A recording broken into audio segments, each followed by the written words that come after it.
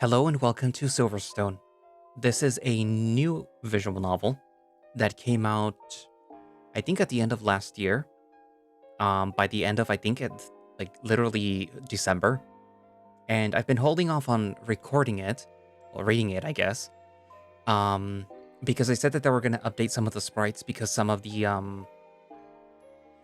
people, the other characters, not the main character, didn't have any reaction sprites yet because they hadn't been made yet.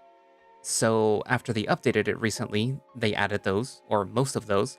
So now the characters are more expressive. They also um, fixed some other stuff.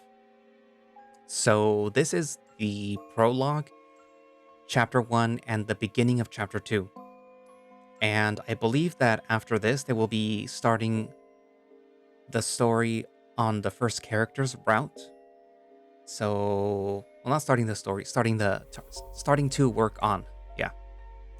Anywho, um, if I recall correctly, the creator said that this is inspired by Higurashi When They Cry. So that may clue in some of you as to what type of visual novel this will be. If not, then think Echo. So yeah. Expect some shenanigans. Some spoopy shenanigans. What else? From what little I saw, because I did skim through it, it looked interesting. It had a interesting cast of characters. I already know that at least some of you are going to latch onto one specific one, and you'll be happy to know that they're going to be the first one that they're going to be worked on. They're the first route that's going to be worked on. At least that's what they made it sound like. Anyways, but yeah, so not much else to say. So without further ado, let us begin Silverstone.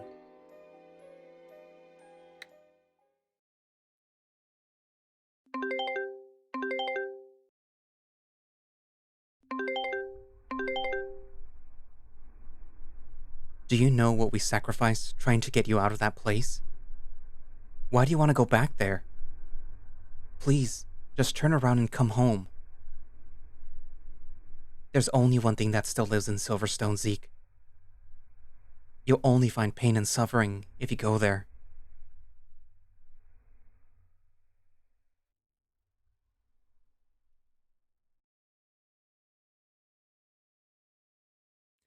Water slithers around me as my body floats in the ocean. Desperately, I try moving my limbs, but all I can muster is a single twitch of my finger. I manage to open my eyes, but salt water floats straight into them, as if on target. My clothes flutter around as I descend into the darkness.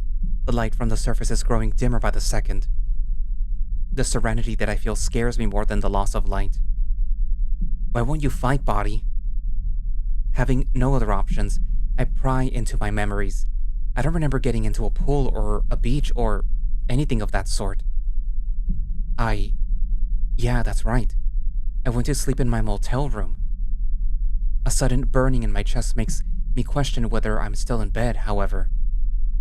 It feels too real to be a simple dream, but these circumstances are beginning to strike me as outlandish. I'm in a landlocked city right now.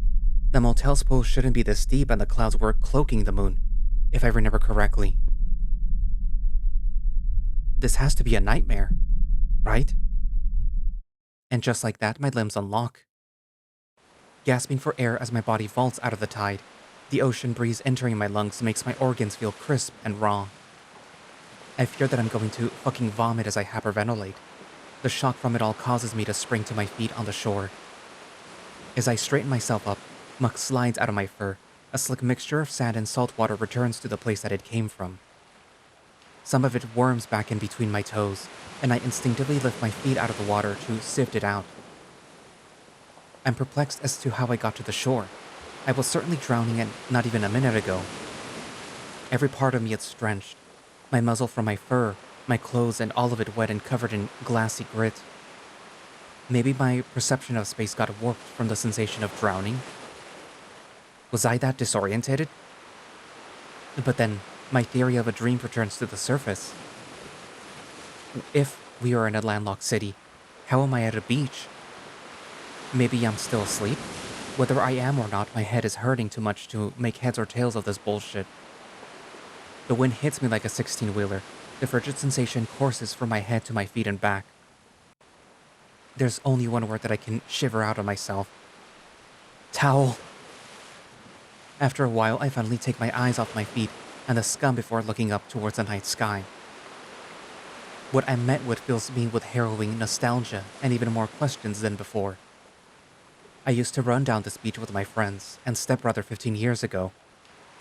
The moon dances on the water, welcoming me back home. It's almost as if I never left the town. I can't help but be enraptured in the moment before the cool air strikes me once again.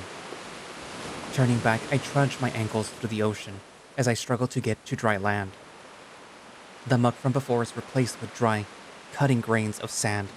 It's almost worse than the sticky mixture that I was dealing with. My brain compels me to double-check my surroundings. One landmark in particular will confirm if I'm there or not. A shaky chuckle escapes me as the cliff enters my vision. Back then, it was another playground for us. We'd typically come home with scratches from the debris people dumped there, as well as the occasional tick or two. The memory of Mom plucking them off Mason during their first time there humors me a bit. The fog from my breath dances in the air as I sigh. I'm at our destination. Silverstone. The revelation fills me with so many emotions at once. Relief, wistfulness, confusion, and fear. The dream theory enters my brain once more. Everything is so vivid and I can swear the wind and the damp fur is real. There is absolutely no way that I slept through a full day. I refuse to believe Kelsey lugged me out of the car without waking me up, much less to the goddamn beach. Before I lose myself in another rabbit hole, my eyes return to the cliff. A new structure atop it invades my gaze. The sight of a lighthouse confirms that I'm still asleep. Silverstone never had been a port town. Even if it was, who would be around to build such a big structure? The light is also turned off. I can only scratch my head in confusion while water and sand gets into my claws. As fake as I'm convinced that this is all, it feels all too real. Anxious laughter makes my body tremble. I pinch my arm in an attempt to jolt myself awake. Instead, I draw blood and the salt water stuck in my fur seeps into the wound, increasing the pain tenfold. Fucking hell! I grasp at the wound and try to suck the disgusting mixture out, and I can't help but retch as the brine hits my tongue. Jesus! Gotta get a towel. Gotta get a towel. I'm chanting to myself to pick up the pace. My feet transition from hammering the loose sand to stamping on the sidewalk. While the beach and the cliff are somewhat recognizable, the town is dressed in an eerie blue from the midnight sky. A few cars haphazardly adorn the streets. There's not nearly as much as when we live here, though. Some trash flies past my feet and I take in the surroundings. It's almost like something out of a zombie film. I wonder if the few people that are here would swarm at me if I fired a gun. The pain from my arm starts to subside a bit, but the wind is only picking up. Not only that, it feels as if there's no singular direction it's coming from. I spy a paper cup dancing around the street. It's like an invisible force is playing ping pong with it. It's not helping that it's getting colder. The bitter air pulls my gaze away from the piece of garbage and towards the windows of a boutique. What stares back at me from the window is a shaking, pathetic, and sopping wet reflection of myself, his hands clenched around his arms. Inside of the small shop is a bunch of touristy crap on the shelves decorated with dust. Loser. I mock myself and fling my drenched faux hawk out of my eyes before continuing my mission.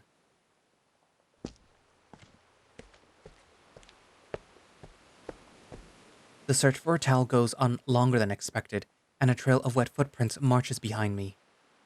The eventual sight of a homely little shop with t-shirts and towels outside is much more welcoming than usual. I wrench one of the towels off its hanger, the neon reds and yellows being one of the few semblances of color underneath the night sky. My head tilts towards the stars as I begin to cradle the cloth around my body.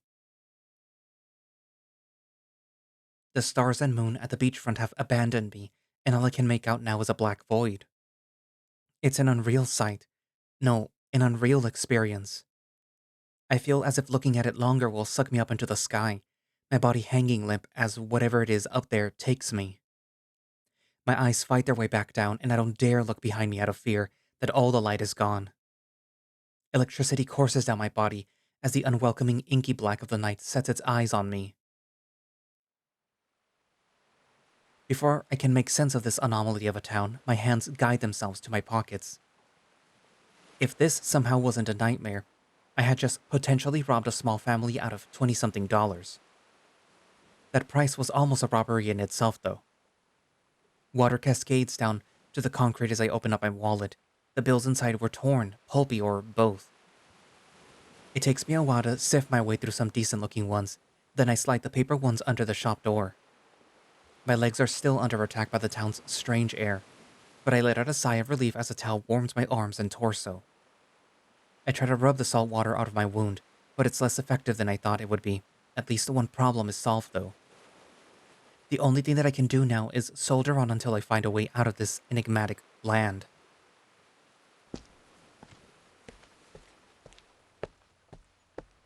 I don't know if it's the cold air or the unsettling premise of the situation, but before long, it already feels like my legs will snap if I take another step. I attempt to distract myself by wondering if this is what lucid dreaming is usually like. I've never met anyone who had an experience like this, so it's hard to tell. All I do know is that my paw pads are fucking aching from hobbling down the street. I finally collapse. A sharp pain crawls up my spine as my ass hits the ground. The wall behind my head isn't comfortable by any means, but it's not as chilly as a sidewalk. Just 5 more minutes. Then I'll walk some more. The ridiculous nature of the situation contradicts the serious tone of my words. No one's ever died from a dream, I repeat in my head. My tongue meets salt water once again as I try to wipe my lips dried from the cold air. It feels as if I'm in a hurricane. The unnatural wind is running laps around me. 5 minutes turns to 10, 10 to 20, 20 to 30. At least that's what it feels like. And then suddenly, it's all dead. Silence fills the town and the storm dissipates. The lack of sound reminds me of those anechoic chambers my professor liked to show videos of in class, a room full of quiet yet loud anxiety. Stars fill the sky again, and the shadow cast to my right tells me that the moon has returned as well. Everything settles into an uneasy peace. My vision blurs as I scan the street, wondering how to continue. But maybe, just maybe, if I fall asleep in the dream, it will wake me back up? That has to be a possibility, right? My first skids against the wall behind my head as gravity takes its course. My eyelids start to shut and the town around me gets hazier and hazier. But an electric hum interrupts the nighttime ritual. A decrepit phone booth now illuminates the street in front of me. My eyes adjust to the light and I notice the paint is chipped off the sides of the structure. Not only that, but the door is off track and slightly ajar. I remember using that booth once or twice as a kid, but it had never been this worn down. It's a miracle the light inside even works. The ringing from the phone jolts me up to my feet.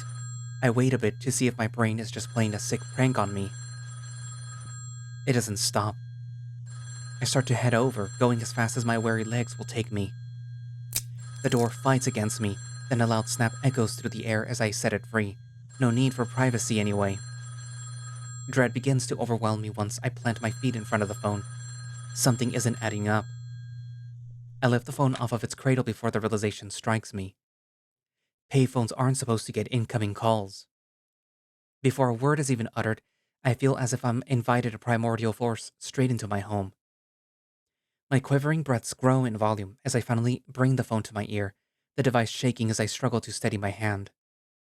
And so the lamb returns to join the slaughter. The voice that crawls from the device isn't what I expected. It's deep and husky, frightening yet seductive. I haven't a clue why you'd return, young one, but I look forward to our reunion. The faint chuckles that seep through the phone light a wildfire inside of me. The warm tone that they give out just makes it feel like whoever this is sees this whole situation as a joke. What the fuck is this? I'm done with this sick bullshit. I just want to wake up. Dead air fills the conversation when I throw the question at them. Soft mumbles sneak through, but I can't understand a lick of it. My name is currently irrelevant. Just call me what you will. The stranger's tone returns to their sultry charisma, which leads me to more confusion and anger. Whatever. You're not real. You're just more of this stupid nonsense this dream is thinking of. As I'm about to bring the phone back down, a sharp burning sensation courses down my wrist to my elbow. Its path splits like the roots of a tree, dividing itself as if to conquer every vein of my arm. I can't help but let out a gasp of air as I grip the arm tight as if it would stop the sensation. I almost fall to the floor, but I manage to prevent my knees from buckling. Whoever is on the other end seems delighted with my situation. I can assure you that I am very much real, Mr. Hames. A loud snap rings through the phone. It echoes, pulling the torturous agony out of my arm. I adjust back to reality, and it's only now that I realize that I'm more wet than before. Sweat drips off my muzzle to the metal floor below me. Now, are we ready to be more cordial with one another? Despite my reservations about whoever or whatever this is, I can only nod my head in like an idiot. My only audience is the glass panels around me. A quiet yet sinister chuckle escapes them. It's as if the stranger can see me through the device. Most people would yell like a barbarian again. You've grown into quite the young man, Ezekiel. Never call me that. The voice that bellows out of me is unlike anything that I've heard from myself. Maybe because I don't know who's on the other end? I tense up, preparing for another lash of the torture from before. Apologies. I forget you don't like that name. The repentant tone from the stranger doesn't fully ease my worries. Nevertheless, my shoulders sink back down from the bottom of my ears. If it would be all right with you, I'd much prefer if we could talk face to face. Face to face? What? But I'm trying to wake up. I want to escape this nightmare. You are the patient. What do you mean, patient? And I am your caretaker, Mr. Hames. The environment adjusts itself from a deep midnight blue to a sickly bright red. It's now nearly impossible to tell apart the glow from the other colors of the buildings. If you would, please come to the lighthouse. I'd like for us to catch up. The odd sensation pulls me away from the new color and back into the call. Catch up? The fuck you mean catch up? Before I get to hear an answer, the tone dial swells forth, more irritated than before.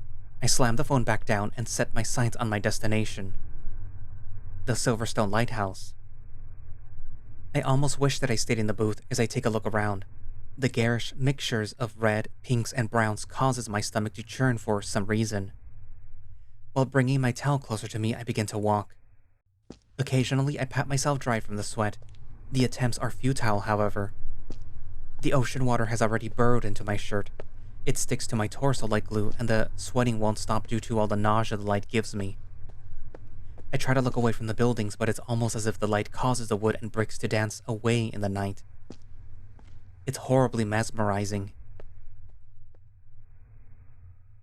It isn't long before I stumble off the sidewalk and into the bushes leading up to the lighthouse. A ghastly combination of salt water and stomach acids expels from my body, the vomit coating the tip of my maw. The sensation of vomiting is just as bad when I lucid dream as it is in the real world. Harsh, burning, and unwelcoming. My back aches as my eyes return to the light, and more bile rises from my stomach to my throat. The hypnotic spirals that the dancing walls create have turned the town from a dead wasteland to the equivalent of a college rave. Somehow, it's an unpleasant change. I fall back into the forest, hoping that I can find some solace beneath the branches and leaves. The trees are the only protection that I am able to get from the haunting signal. The little light that can peek through isn't enough to become an emetic.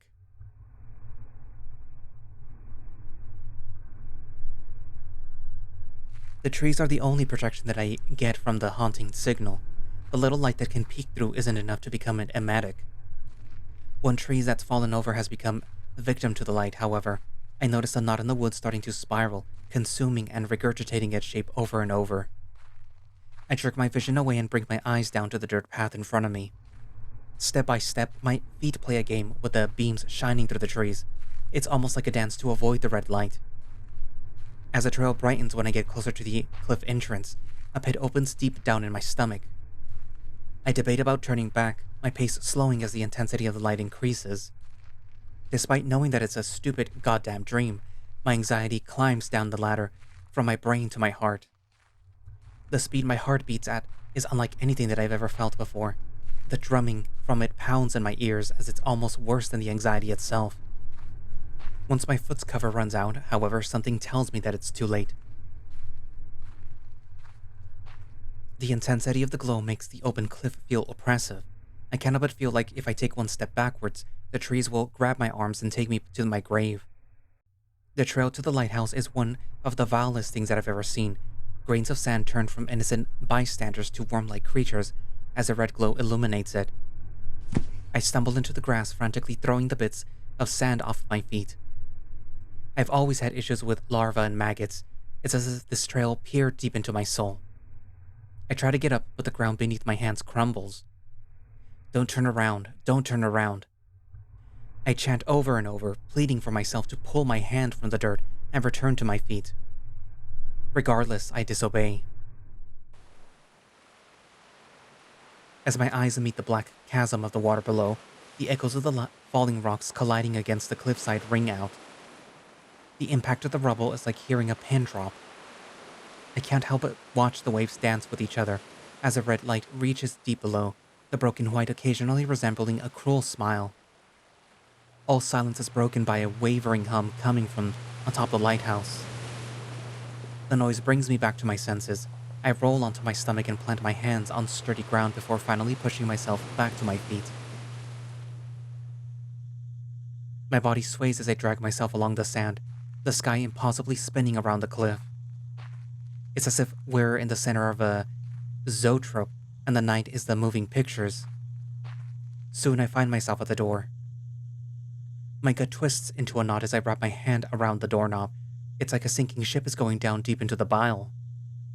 I hesitate to open the door, hoping to sit down and figure out this non-Euclidean hellscape my brain dreamt up. That's when I hear the taps. The taps grow into steps, then the steps grow into stomps. My neck is as stiff as a board. Whatever this thing is, my body is telling me that it's out to get me. Then the silence returns, along with something cold and rancid brushing past my fur. I swing the door open and trap myself inside the lighthouse, only getting a brief peek at the beast that was standing behind me. The dizzying visage caused by the red light is gone, but my hyperventilation doesn't quell my nausea. My body dances its way into and up the wall, and I can't help but stare at the old wooden door. The first physical being that I met in this nightmare, and it was trying to kill me. The fuck was that thing? My yells echo their way up the spiral's tower, bringing me back down to reality. After a few deep breaths, I begin to ascend. It feels like these steps go on forever. I can only hope that it's just a dark enclosure warping my perception of time and not another torture method being conjured. To my pleasant surprise, it isn't much longer before I reach the top.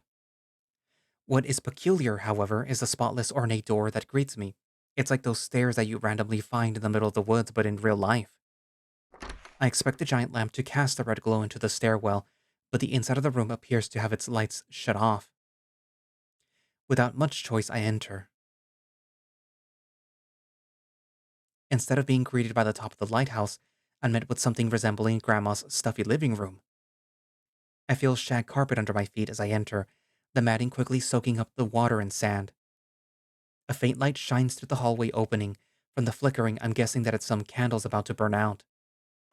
I cannot but yell as the door slams shut behind me, the force so strong that pain throbs in my arm from still holding on. I take a few sharp breaths before trying to find who I came here to see. Yo, we spoke on the phone in town?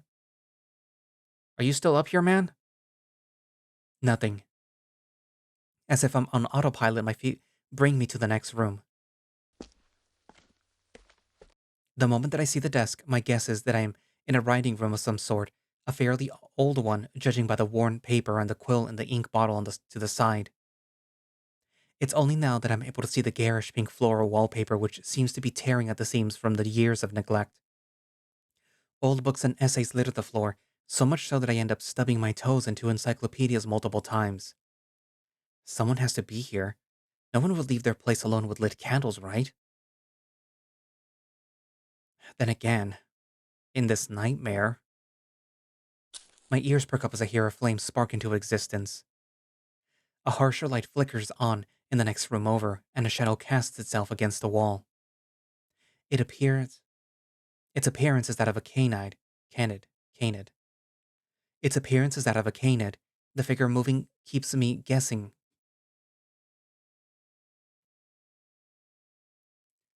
Its appearance is that of a canid. The figure moving keeps me from guessing the species exactly, though. I guess I won't find out until I enter. I take a step in and... a jackal cloaked in what can only be described as a crawling ink blot holds me by the throat. Shadows dance around them, their smell resembling that of toxic fumes. The only semblance of light comes from where their eyes would be. They open their snout briefly and the ink wraps itself around each and every fang of the jackal has. They tower over me, my feet dangling in the air as they lift my entire body up with just one hand. The person caresses their thumb across my cheek, using it to tilt my head as if they're examining me. Ah, apologies. I've been expecting you, Ezekiel. Only when the jackal sets me down do I realize how tight their grip on my neck was. Wheezes escape me as I try to shovel air into my system. The jackal pays it no mind, though, instead closing their book and shelving it. I thought you would have arrived a tad later. Pity. I was in a good chapter. My breath finally catches up to me and I hobble to my feet, instinctively grabbing onto a table as I feel my knees weaken. You mortals really are frail. I forgot about that. Don't get visitors often. My attempt at a comeback goes largely ignored, the jackal instead beckoning me over to some expensive chairs. They tap a digit on a small green one, presumably to say, that one's mine. Despite my reluctance, I walk over and seat myself. The questionable canid heads into another room, then another candle is set alight. From what I can glimpse from where I'm seated, I can see the jackal waving their hands to open some cabinet doors. Are you craving anything? I've got tea, some gingerbread cookies. I'm really not fucking hungry right now. Oh, please don't be so barbaric, Ezekiel. No language like that in my domain, please. I'm pretty sure that I told you that I don't want to be called that. The jackal walks back in, the kitchen candle blowing itself out as they stride towards the red chair across from me. In the short time that they were gone, they had made a new pot of tea despite how old-fashioned this being seemed to be. They owned an electric kettle of all things. You did. Zeke is so unrefined, however. I prefer Ezekiel much more. I'm not gonna talk to you if you keep calling me that. The jackal lets out a mix of a snarl and a sigh, breaking their concentration away from me. You seem awfully calm for someone who's meeting an immortal being, Mr. Hames. Right. Well, this is all just a fucking bad lucid dream, so I'm just riding the wave until I either die in it or wake up. The jackal darts out of their chair, slapping me across the face. The shock is enough to throw me off my train of thought. They walk back to their seat, picking up their tea from the vanity that they set it on. Language. I readjust myself as the canid sits back down, taking another sip of the tea. The shadowy ink molding itself around their fangs hides the brew entering their mouth. Now then. Yes, this is a dream in mortal definitions. You retire to bed and enter a state of REM sleep where your consciousness creates an escape for you to live in for 6 to 8 hours. Yes, that's what a dream is. However, through our connection, I am able to commandeer these worlds that you make, Mr. Hames. The only reason that I haven't done so yet is because you left Silverstone many years ago. Your return is the catalyst to me hitching a ride, and very soon we can complete what you didn't all those years prior. I sit with my snout hanging open, unable to comprehend what this being is talking about. All I know is that I would have remembered knowing, talking to, or hell, even seeing a person such as this if I had encountered them before. The jackal's cloak almost scrunches as they frown, dissatisfied with my lack of response. A sigh escapes them as they turn away, almost in a pensive state. I suppose that my fondness wouldn't be reciprocated. It was pretty traumatic by mortal standards. Traumatic? Connection? You know what? Whatever. I'm going back. Maybe then whatever bullcrap you're spewing will probably make sense. Yes, I suppose it will. But don't take my hospitality lightly, Mr. Hames. We are not allies. We're not even supposed to be amicable with each other. When you wake up from this dream, I will hunt you down. Like a sociopath who tortures an animal for the first time, I will not stop until you and I are complete. What are you... Expergishimini? Before I can finish my question, I feel my body fall into the chasm conjured below me. Images of the past flood my mind. Some are so clear as day, such as the day that Dad taught Mason how to ride a bike. And some are only fragments that will cause something electrical to shoot down my spine if I attempt to piece it together. My brain pounds and my insides won't stop turning. It feels like everything burns and aches and burns. I shut my eyes, pressing my wrist to the edge of my temples, hoping for this falling to end. I can only pray for this nightmare to fucking stop. Light blinds my vision as the sun seeps into the room from behind the curtains. I roll away from the window, rubbing the back of my poor head, which has just collided with the floor. A small whine escapes me as I curl into a ball, desperately reaching out for the blanket on the bed. After miserably failing at the task, I slowly get up and rub my eyes awake. My nose scrunches as I can't help but snort up my runny snot. I get back under the covers to shield myself from the cold air conditioning. I grab my phone from the nightstand and unplug it from its charger as I check my messages.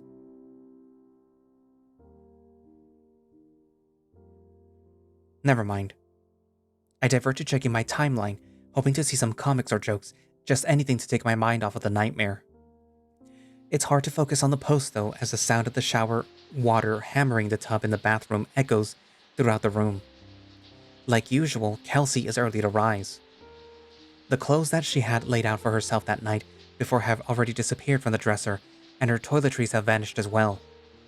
Finally, sensing that it's time to get up, I throw the covers off of my legs and pull out a random t-shirt from my suitcase. Next comes the underwear and the shorts, and then finally my own set of deodorant and fur products. As if on cue, the shower's water pounding turns to a quiet tapping, with the screech of the shower handle overpowering it. It's not long before Kelsey strides into the room, still drying the top of her head. Her attire is her thumbprint on business casual like usual. I see you're finally up, sleepyhead. I groan at the light-hearted jab. Morning to you too. There's still some hot water if you want to hop in now. We're running late as it is. I'll try to be quick. Kelsey pats me on the shoulder as she walks over to the nightstand, picking up one of the brochures strewn across it. She sits cross-legged on her bed, letting her towel rest on her head as she flips through the pages. I'll try and find somewhere that we can get breakfast. It's gonna be a while until we reach PDX. I mean, I'm fine with just some drive-thru or something. Under my watch? No, we're getting some actual food, not reheated hockey pucks and potatoes. I roll my eyes and exit the conversation, closing the bathroom door as I throw my fresh clothes onto the damp counter. The mirror is still fogged up from Kelsey's shower, and the muggy air makes it feel like my clothes are sticking to me. My boxers slide off without a hitch, but my shirt fights against my messy fur. It's always a battle in the morning just to take a shower. Once it flies off of my head, I'm met with the same mystery that I see each morning. That stupid fucking scarf planted directly over my heart. I had asked my mom ages and ages ago how I got it, but she wouldn't entertain me. All I know is that I didn't have it before we evacuated and I woke up with it, outside of Silverstone. Mason suggested that it might be some supernatural shit. His historian-driven deep dives have led him to uncover some weird happenings from Silverstone. Honestly, sometimes it's hard to tell whether I'm talking to a history major or a conspiracy theorist. Whatever it is, I can't look at it for too long. Shit gives me a headache. Fuck! I wince as shampoo burns my eyes, the result of my head being in the clouds again. You okay in there? Yeah, I'm fine. I lean against the shower wall for a bit, letting myself soak in the stream. It's only when a spike of cold water hits me that I quickly turn the shower off. Water drips down against the tiles as I step out before vigorously drying my fur with the only towel left. After a few spritz of deodorant, I wrestle my new shirt on, following it with an old shark tooth necklace that I haven't parted with since I got it.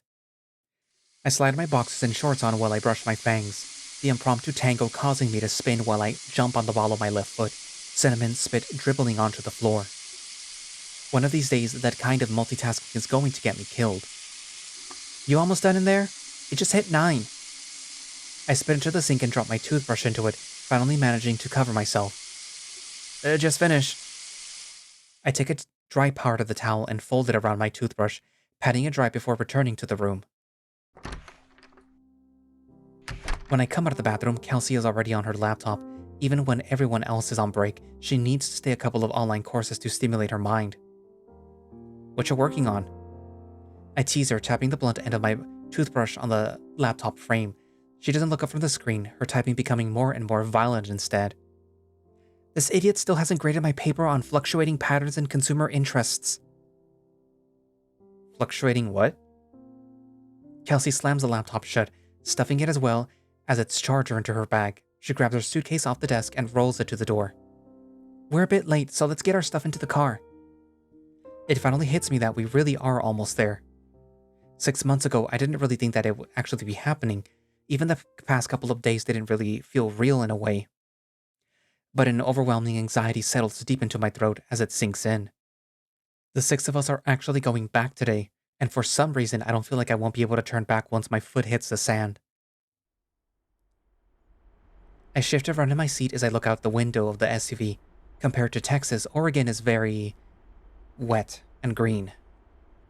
Despite that, there is nothing incredibly interesting. Everything looks different yet the same to me. The tapping of the steering wheel breaks me out of my listless trance, and I turn to Kelsey, her eyes fixed on the road. Compared to the other drivers, I've noticed that Kelsey is very safe when she's behind the wheel. It's reassuring yet alien. My mom, although she's a helicopter parent, would have gotten us in close to 3 accidents by now. You doing okay? Yeah, I'm alright, I guess. How do you feel about seeing everyone again? I hadn't thought about it much, to be honest. I try to find the words, but ultimately nothing substantial pops up. Nervous? Maybe? There's no need to be. We've been talking online for months now. It's as if... I wait for Kelsey to finish her thought, but the car is only filled by the sound of the tires skating down the open road. She's only half right about the talking, though.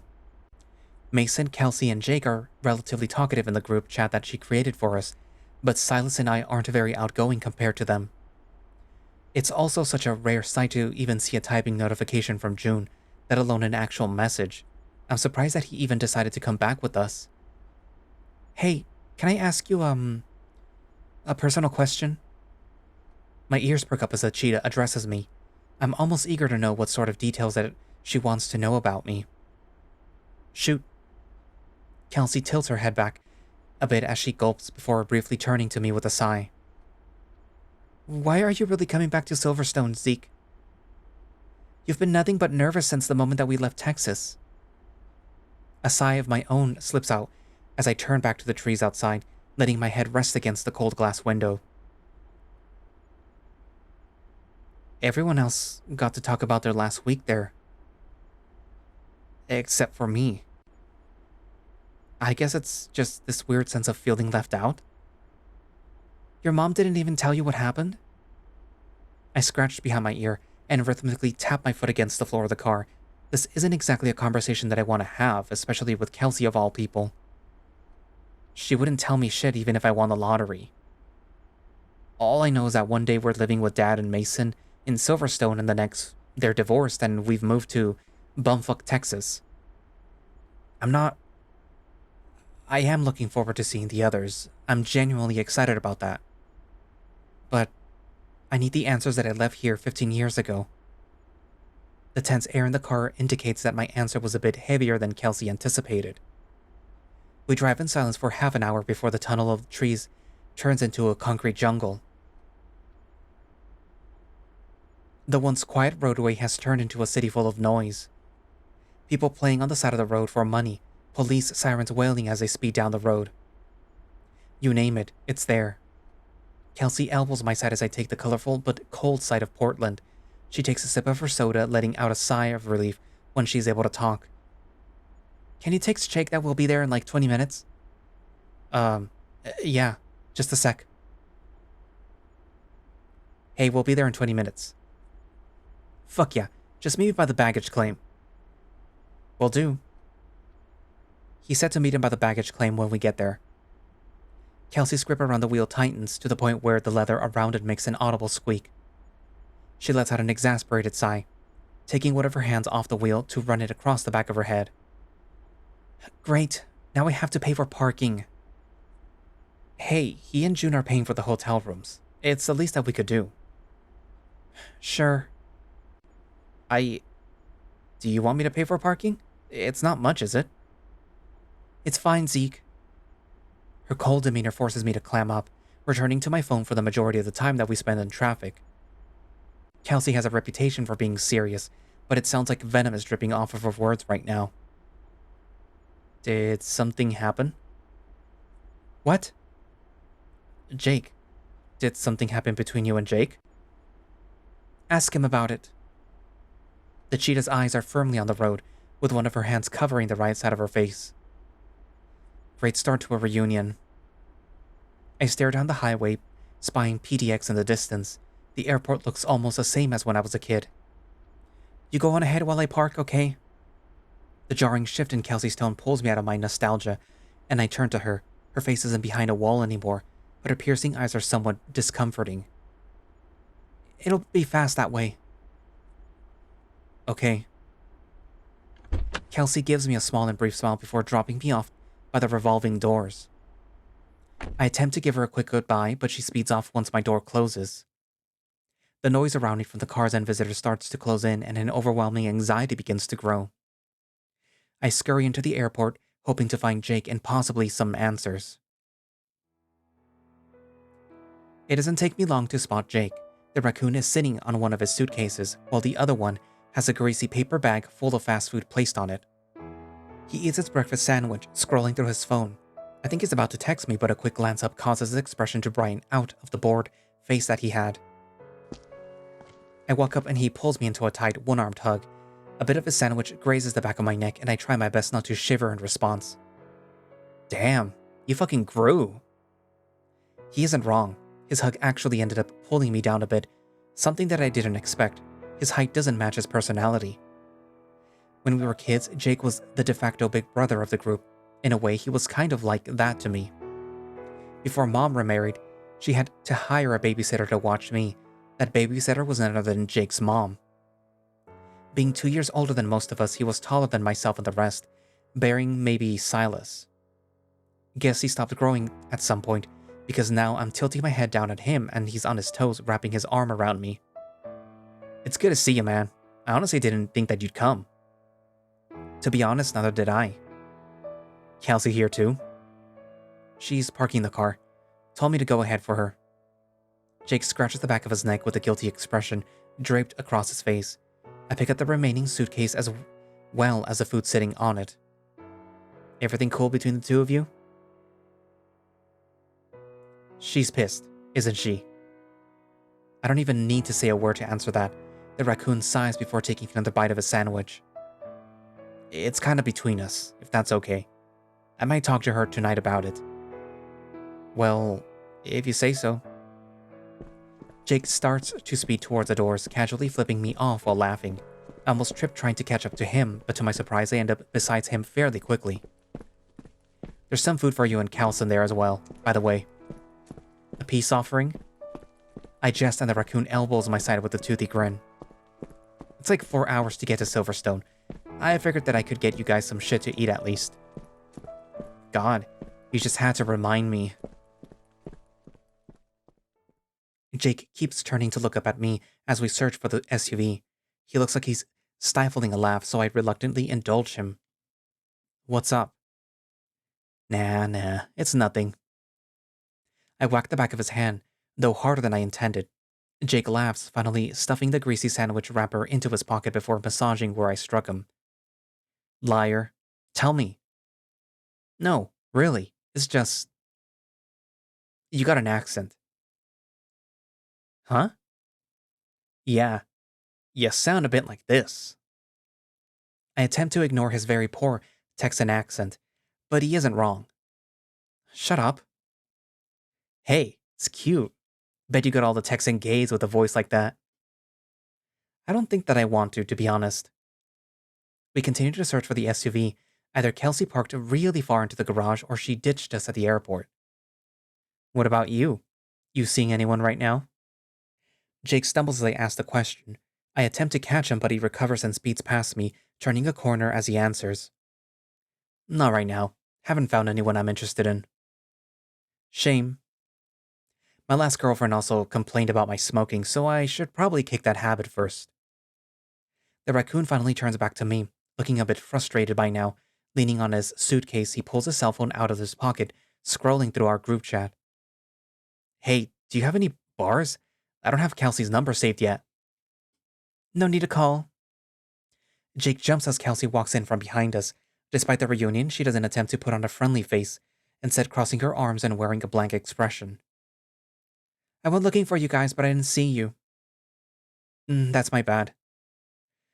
I'd like to think that I'm a good liar, but judging by both of their faces, I need some practice. You pulled Jake out of the airport? Yeah? That yeah goes on for a bit too long. Well, the car's this way. The cheetah turns before either of us can answer. We follow, trying to keep up the pace with her. Jake clears his throat loudly, to the point that it echoes throughout the garage. Kelsey's ears perk a bit, but dart back down just as quick. It's good to see you, Kels. An awkward silence walks alongside us after that, the anticipation of Kelsey's response being the only thing to cut through it. Finally, she turns her head back towards him. She still looks serious, but her expression has softened a bit. Good to see you too. Jake looks at me like a pet would. If his eye color was just a bit darker, a good boy would unironically slip from me. Kelsey and I load the raccoon's luggage into the back, and he scrambles in after, climbing over the seat and accidentally kicking my headrest. Hey, be careful in there. Sorry. What's that? She points to the greased up paper bag in my hand, which I almost forgot that I was holding. He got us some breakfast sandwiches. I'm not that hungry right now. You can have mine.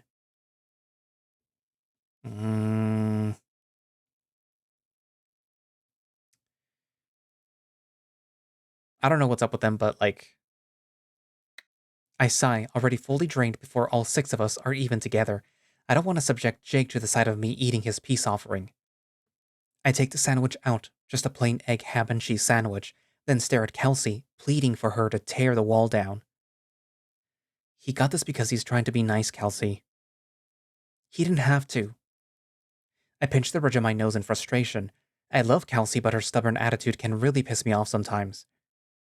That's not the point. I don't know what happened within the past week or so for you to be this cold, but... I look at the pavement, trying to find more words to say. To my surprise, however, Kelsey grabs a sandwich out of my hand. She looks it over before taking a small bite. I can't gauge a reaction from her, but I'm just glad that she took even one nibble. Thanks. The cheetah wordlessly heads to the front seat, finally cracking a small smile. I pull out my own sandwich. Crazy how Jake still knows my order years later, even told him to take the cheese off. Yep, signal's dead. Mine too. I toss my phone into my lap and let out a deep groan. I should have expected the signal to get worse as we go, but it still feels a bit too early for it to drop. Won't be needing this anymore then. Kelsey slides her phone back into her pocket, closing her map app while doing so. Not that she needs it for much longer anyway, since we're about 10 minutes out from our destination. Along the way, we pass by where we will be staying. Silverstone's hotels are all poorly kept. Some didn't even answer Jake when he called to make the reservation. We decide a small motel a bit out of the way would be fine to stay in. Hey, what's the name of the pizza place that we're picking them up at? I contort my body to look at Jake, who's made himself more comfortable in the back seat. His feet are plastered onto the window and he's playing a shitty puzzle game on his phone. Giovanna's. I wait for him to finish his sentence, but he lingers for a quiet bit. He violently taps his phone and looks up at me. Or something like that. He smiles before proudly showing me his complete puzzle. I snicker, shoving my hand in his face. Yeah, I'm proud of ya. A burst of light shines through the window as the trees begin to clear. Jake covers his face with his arm, taking the brunt of it. I sit back up and look out of Kelsey's window, taking a big gulp. We're almost there. The desolate town looks like a stain on an otherwise lively coastal area. Even from the roadside cliff, I can still see the windows boarded up and paint chipping at the side of the houses. You nervous? It'd be weirder if I wasn't. The car dips back into the trees as we continue down the cliff and onto flat land. Jake almost falls off of his seat as the road becomes unsteady. The sound of the ocean water starts to rumble from the outside. Its increasing volume brings me back to the dream from last night. My stomach begins to churn from the mixture of hypnotic waves and the bumps in the road. I close my eyes for a moment, but it isn't long before I can feel the vehicle slowing as we exit the forested route. The road begins to smooth out, although not by much. The tossing and turning grows less frequent and I can hear the wheels creep along the pavement. The lack of voices from outside unsettles me, but it isn't surprising. At least it makes it easier for us to find the others. I jump as I hear Kelsey turn the engine off and I feel a hand tap me on the shoulder. We're here, man. I take a huge stretch as I exit the car, taking my phone out to double-check the signal. Sure enough, still dead. Jake hops out of the SUV behind me and lets out a giant yawn, pulling out his own phone and squinting at it due to the sunlight. Despite the rather dour state of the town itself, the sky is a deep blue and the sun is as bright as ever. The sun isn't enough to stop the cold air, though, and I let out an audible shiver as I try to warm myself up. Kelsey unties a jacket around her waist and slides it on before locking her car and scouting the town. A chameleon and a ferret, both older residents of the town, walk by us as we search for the pizza place. Excuse me, can you tell us where Giovanna's is? The chameleon turns to us for a brief moment and shoots me a sneer before the ferret grabs him to pick up the pace. Didn't miss that. We continue to walk for a bit, though at this point I'm just taking in the sights of the town. Some buildings are near identical to the day that we left, while the others are shells of their former selves. I point to an old yellow building that's covered in graffiti and rotten wood boards, its lawn overgrown with weeds and fungi. Didn't that used to be Miss Abernathy's home? Oh yeah, I forgot about her. Didn't she stay here after the Exodus? That's what my mom told me, but Miss Abernathy was already pretty old by then. I wouldn't be surprised if she was just going with the flow. She had a son, though, right? Jake just shrugs while Kelsey looks around the corner. Her face glows as she looks back at us. Found them. The cheetah disappears behind the hobby shop at the turn, and Jake follows suit. I shake my hands, anxious for the six of us to finally meet. Steeling myself, I join the two as we enter the tourist district of the town.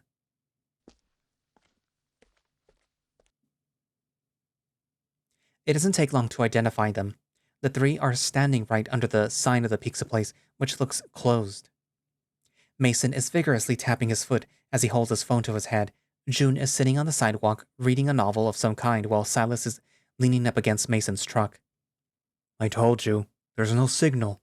They'll find us, though. I know, but... Before he can finish his sentence, my old stepbrother notices us coming their way. His trademark smile appears, and he almost drops his phone as he tries to put it in his pocket, running towards me specifically. It isn't even 5 seconds before I'm buried in a hug, his laughter filling the air as he catches me. I look over his shoulder at Silas and June, who each have very different reactions. June's eyes widen, full of anxiety rather than joy. He pulls his beanie down a bit, as if to avert his gaze. It only makes me question even more why he would come here. Silas has his own nervous look, but he looks more flustered than worried. As soon as he sees me looking at him, his eyes dart to the sidewalk, and I can't help but laugh a bit. Mason finally releases me from his grasp, and he gives Jake a high five before patting Kelsey's shoulder, which she reluctantly allows. Holy shit, you're actually here! The big dog laughs to himself, his tail wagging something fierce. The nervousness that I had before melts away at the sight, and I find myself joining in. Good to see you, man. Hey June, Silas. I turn back to the badger and the bear, hoping an introduction will break their worries down a little. Hey Zeke. The bear gives me a wave, and June pulls his beanie back up a bit.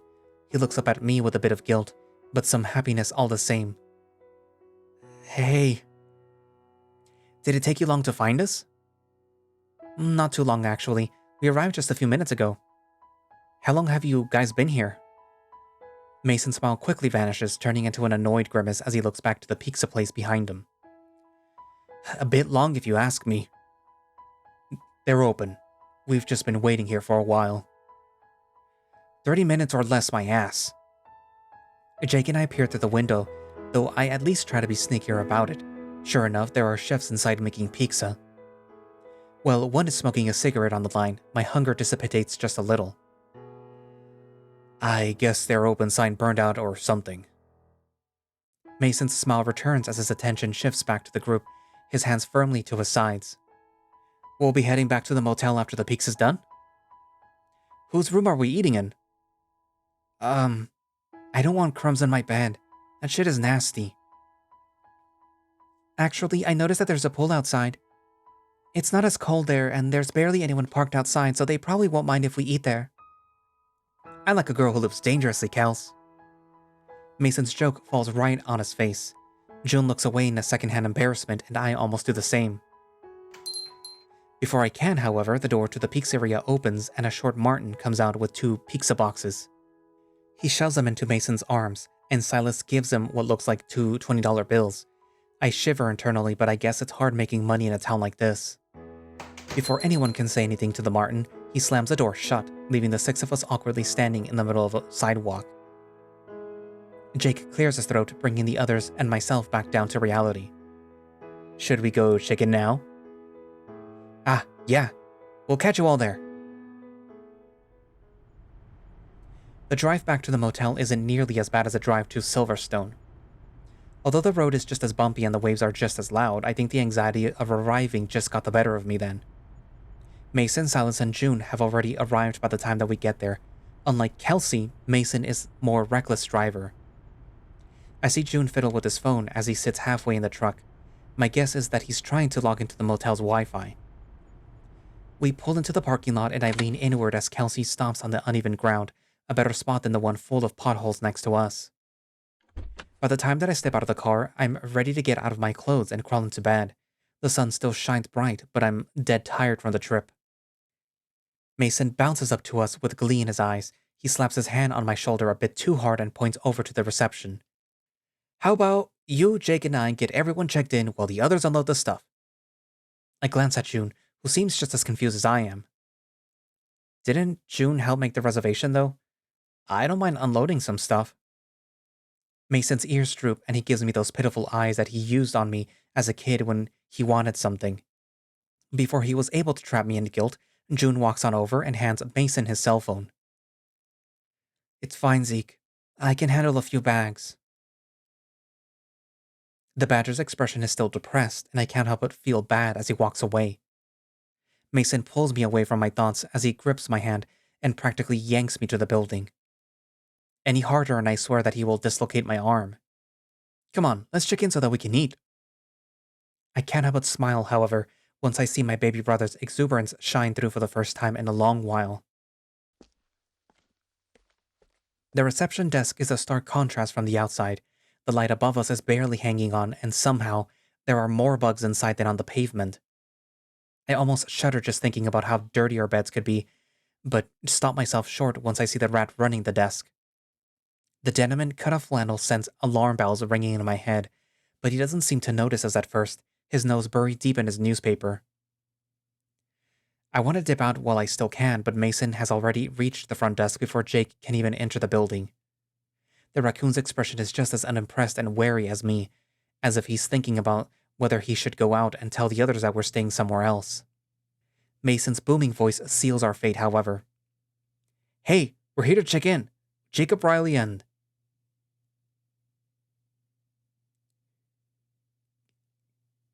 Kyung-jun Young? The dog's face contorts as he struggles to say Jun's name, as if it were his own. As the rat looks up at Mason, I swear that I see slime glide across his yellow eyes as they move. Jake looks down at his cigarette for a second in disgust before taking another puff. I contemplate batting it out of his hand. The rat sits up, folding his newspaper with a monumental sigh. He looks at the email on Jun's phone before beckoning Jake over. Yeah, I saw your friend out there. As the rat brings up the reservations on the computer, he turns his attention to me. Never met a quiet one of you before. I'm sorry? The rat hands the keys to Mason and Jake before returning to his newspaper, lighting another cigarette as he slouches in his chair. Your kind is usually loud as shit. The three of us stand there with varying emotions. Mason looks almost confused, his arms crossed as he plays with the room keys. Jake actually looks pissed, as if he's about to punch the guy right in the throat. I let out a small laugh before uncomfortably shuffling my way out of the reception. My eyes descend to the ground as I walk out into the parking lot, anxiously toying with my necklace. I nearly bump into Silas before he stops me in my tracks. The bear is somehow carrying 2 suitcases as well as a backpack of his own. Whoa, you alright? The bear's voice is soft and quiet. It's almost comical when you actually take a look at the guy. I take his hands off of me and shove my own into my pockets, trying not to let my anxiety show. It's nothing. No need to worry. The owner is a racist prick. Jake comes stomping behind me, throwing his cigarette to the ground and taking his anger out on it. Your kind. I want to vomit. It's fine, Jake. We'll barely see him anyway. The raccoon doesn't meet my gaze. He's practically fuming from the rat's remarks. Although I'm happy that he's coming to my defense, the one thing that I didn't miss about Jake was his temper. Just come to me if he does cause any problems, okay? Like you could hurt him, Silas. Silas blushes before turning away and walking off to one of the motel doors. Although he's the biggest out of all of us, Kelsey is right. He's never been one to resort to violence. The sentiment cheers me up a little, though, imagining the big lug trying to deck the rat. Mason finally joins us, massaging the back of his neck. It's a bit hard to tell, but I can see his fur is a bit damp from the sweat. So, how are we divvying up the rooms? It seems like he's just going to avoid the topic. Probably the best for now. Jun's appearance nearly makes me jump as he comes out from behind the other side of the truck. He plucks his phone out of Mason's hand before he points at the luggage. Your stuff is with Zeke and Jake's. Kelsey, Silas, and I will be next door if you need us. Kelsey's nose scrunches up for a moment before she walks over to the trio's room to put her bags away. Jake taps his finger on my shoulder. He's noticeably calmer, but not much. The new cigarette he's holding is probably doing the trick. Let's check out the pool, man. Before I can even answer, the raccoon has already collected one of the pizzas and is heading off towards the gate. What, Jake? I end up grabbing the other pizza box as I run, my feet propelling me to the pool. God, I want to fucking sleep. I stare at the torn-off piece of moldy crust as I let my feet soak in the water. June, who's standing next to me, looks at his own slice of pizza before setting it down on one of the tables nearby. Jake and Mason ate their slices no problem, but it's amusing to see Kelsey and Silas struggle on what parts they think are safe to eat. Water splashes on my shorts as June rolls his pants up and sits by the pool as well. Shit. The badger looks down, almost afraid. The old June would have drenched me even more. It's strange seeing this version of him. It's okay. It's just water. Oh. June kicks his feet a little, but not enough to make any huge ripples in the water. My eyes wander from his guilty expression down to his chest. Confusion strikes me at how I didn't see it before, but June's old cross necklace is gone. He had been inseparable from it as a kid, so I have no idea how I didn't notice. Hey, what happened to your necklace? Ju's eyes go blank for a second before he turns to me, his gaze briefly returning to the watery abyss, but he finally answers after a deep sigh. I stopped attending church after we left. Oh? Mm-hmm. An uncomfortable silence lingers between us. Not even the other's laughter helps to fill the void left by the topics. I debate whether pressing further will help the awkward air or make it worse. Any particular reason? This time, June looks at me like I'm a different person in the room. He scratches under his beanie before getting out of the water and grabbing a towel. You really don't remember what happened that last day? None of the last week. Why? Mason bounds in on the conversation, but not before I catch a brief glimpse of what appears to be fear on June's face. Strange. Hey, what you guys talking about? Nothing. We just weren't hungry. I guess I just fucked up on that front. I make a note to myself to not talk about religion in front of June again. Well, the sun doesn't go down for a few more hours. What should we do until then? I'm about to say that I want to retire for the day, but pull myself back. I don't want to be a spoiled sport on the first day that we met again. If you guys want, we could refamiliarize ourselves with the town a bit. That might be a good idea, actually. That way we won't run around in circles the whole time and can plan accordingly. We should also stock up with some food while we're at it, I guess. Jake throws his hands up in the air from across the pool, grabbing another slice of pizza. I'm cool with that. Silas just nods as he leans on one of the tables. He looks like he's about to fall asleep too. I feel kinda bad, unintentionally throwing him under the bus like that. I forgot how weak his stomach could be. He becomes alert when Mason creates a gigantic clap though.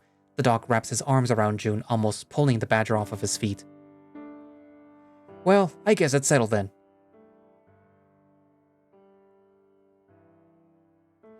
Dry off, everyone. It's time to go home. That was cheesy as fuck, man. I'll let him have his fun. This is the first time that we've seen each other in a while. Mason, I'm gonna slip. Oh, let me go and get my bag first. I want to take some pictures. I stare at the chaos unfolding before me, and I can't help but join in and laugh. This is the first time on this trip that we feel like a unit.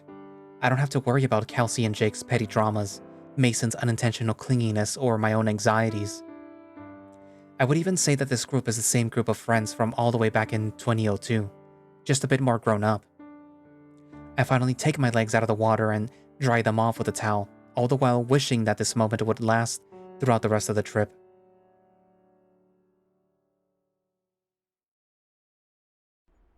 Chapter 1 Reunion, and that's where I'm going to leave it for today. So that was a bit longer than I thought for the prologue. So we got introduced, I guess, in a way to all the characters, and I believe technically we will be more formally introduced to them in the first chapter. We get a bit more insight into how they are. But some things were revealed, I guess, in a way. We know that Mason is clingy. He is also the younger brother or younger stepbrother of Zeke, the main character.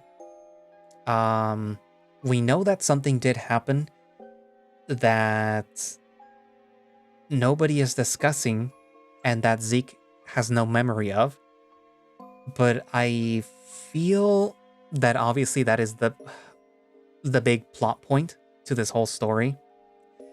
You know, aside from the weird little ethereal, immortal smoke jackal being thing that lives in this lighthouse. Whether or not that lighthouse is still there has yet to be seen, or if it's like just exclusive to Zeke's dream world, or if it's actually a representation of a real lighthouse that is in Silverstone.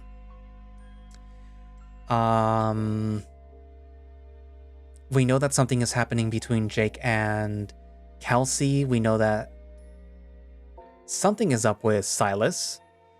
I kind of get that maybe he has a crush on Zeke because of the way he responded when he first showed up, where like June looked a little apprehensive and sort of like, oh no, he's here. And Silence was more like, oh god, he's here. Like, oh my, he's here. He's actually here, kind of. And of course there's Mason, who was like, yay, my older brother is here. I haven't seen him in who knows how long. Because of course the parents are divorced. And yeah, it kind of makes it seem like either they stayed or they went their separate ways. There's also the whole thing about Zeke having a scar over his heart. So it seems like something might have happened during that last week. I guess we'll eventually find out. Like I said, it is inspired by Higurashi When They Cry.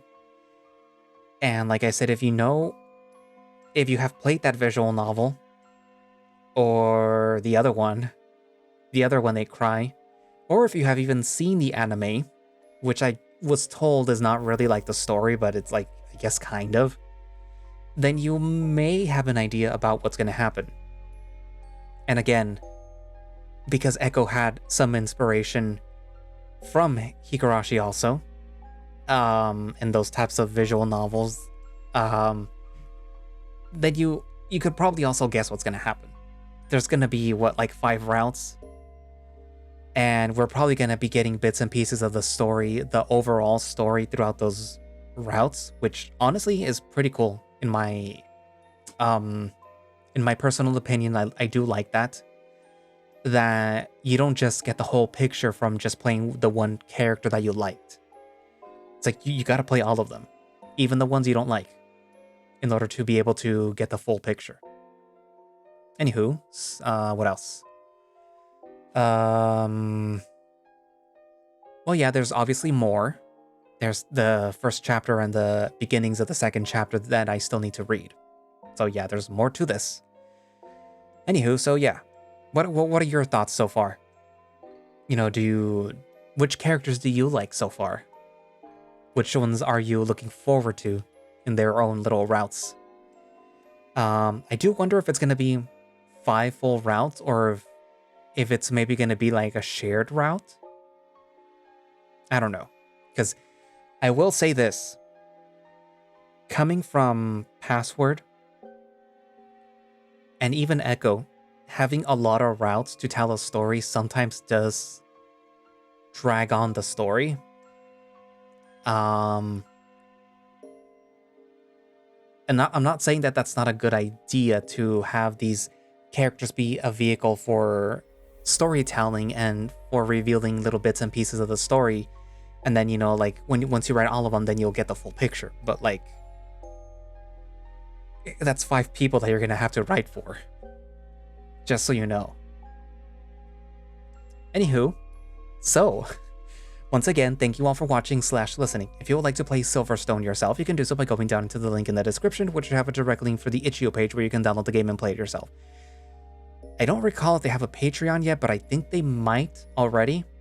So if you want to subscribe to that, you can do so by going down to their Patreon, which, if it exists, it will be linked down in the description. Also, become a channel member. Support the channel. Give me money. No, but it does help support the channel. Trust me. I'm not lying. It does help support me, who does these videos. So yeah, do that if you feel so inclined, and if you want to watch these videos ahead of time when they're being scheduled. Sooner or later, I will post channel exclusive stuff too. I'm supposed to. I already set a goal on at least one that I'm supposed to. One visual novel. But yeah. What else? Also, Ko-fi, in case you want to just support me through there. And Throne, in case you want to buy me something off of that list. Or buy me something random, It doesn't have to be something that I want. You could literally go to Amazon and say, like, hey, I want to buy him this candy. You can do that, literally. But yeah, So I guess that's it for now, and I will see you guys in the next video. Bye bye.